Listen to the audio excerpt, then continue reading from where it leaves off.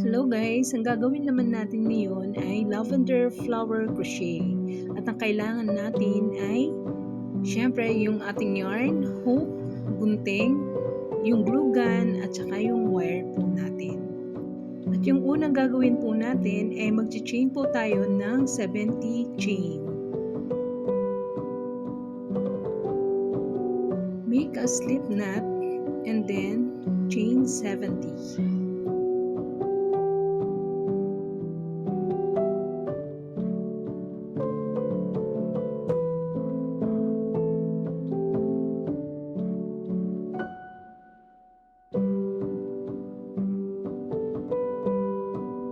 At kapag natapos na yung chain 70 natin guys, ayan, from the hook, magbibilang po tayo ng 4 chain.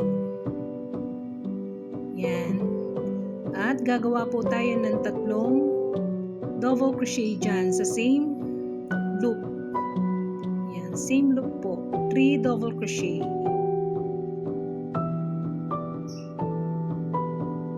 Then, chain 3. Sa same loop din po. Pagkatapos, slip knot, then gagawa po tayo ng 7 chain. At pagkatapos ng 7 chain, slip knot po tayo sa same loop. Pagkatapos, slip knot sa next chain. Then, repeat lang po yung process natin. 7 chain ulit. Slip knot, chain 7 hanggang sa matapos yung ating chain 70. Pupunuin po siya natin ng petals. Yan po yung mga petals natin.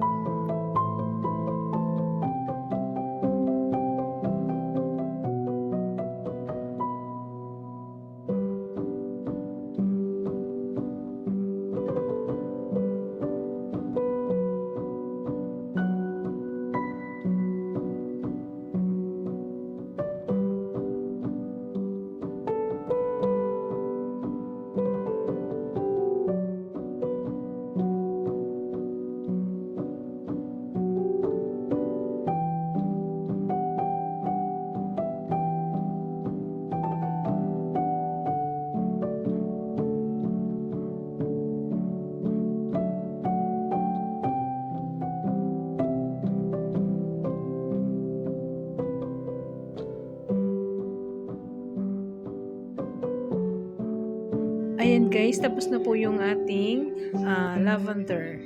Ilalagay na po natin siya sa may stem niya. Ayan.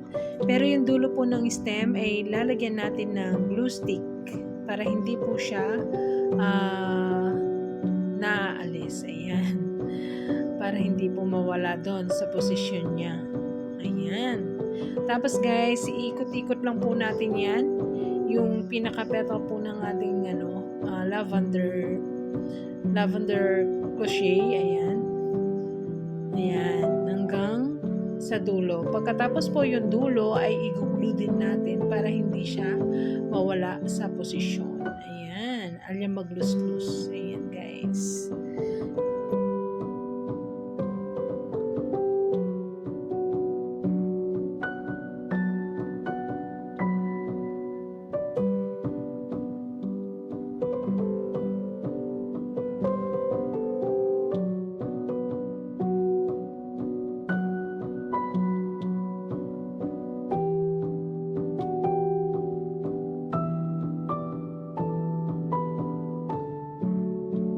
Ayan guys, ganyan lang po kadali yung paggawa ng ating lavender flower crochet. Ayan, thank you for watching. Pa-subscribe na lang po. Thank you.